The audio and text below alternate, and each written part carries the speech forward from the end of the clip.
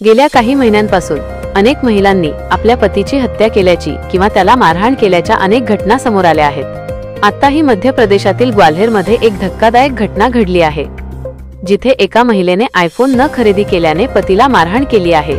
तसेच तिने पतीला घराच्या छतावर नेले आणि त्याला छतावरून खाली ढकलले।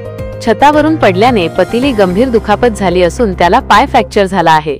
या घटनेनंतर पतीने आपल्या पत्नीविरुद्ध पोलिसात तक्रार दिली।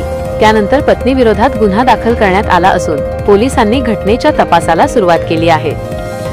समोर आलेल्या माहितीनुसार ग्वाल्हेरमधील ठाकूर मोहल्ला परिसरात राहणाऱ्या शिवम वोंस्कर याला पत्नीने मारहाण केली आहे। तो मध्य प्रदेशातील तिमकगड जिल्ह्यातील रहिवासी आहे, मात्र तो ग्वाल्हेरमध्ये खाजगी नोकरीनिमित्त वास्तव्यास आहे। त्याचे 2 वर्षांपूर्वी झाशी येथील साधना नावाच्या मुलीशी लग्न झाले आहे। लग्नानंतर साधना शिवमकडे वेगवेगळ्या गोष्टींचा हट्ट करत असे। शिवम सुरुवातीला तिचा हट्ट पुरवत असे, मात्र कालांतराने साधनाच्या मागण्या वाढत गेल्या। काही दिवसांपूर्वी साधनाने शिवमला आयफोनचा हट्ट धरला होता, मात्र तिचा हा हट्ट पुरवणे शिवमला शक्य नव्हते। शिवमने तिला नवीन मोबाईल घेण्याचे आश्वासन दिले होते, मात्र पत्नीने तिला आयफोनचा हट्ट धरला।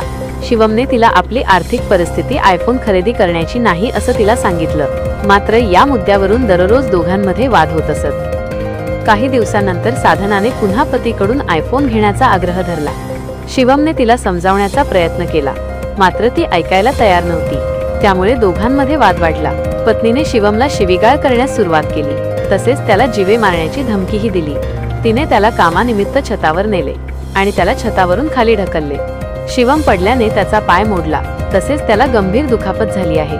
सध्या त्याच्यावर उपचार सुरू आहेत। या घटनेनंतर शिवमने पत्नीच्या कृत्याची पोलिसांकडे तक्रार केली आहे। त्याने पत्नीवर गंभीर आरोप केले।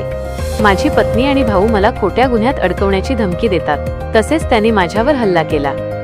आता शिवमच्या तक्रारीच्या आधारे पोलिसांनी गुन्हा दाखल केला आहे। सध्या अधिकचा तपास सुरू आहे।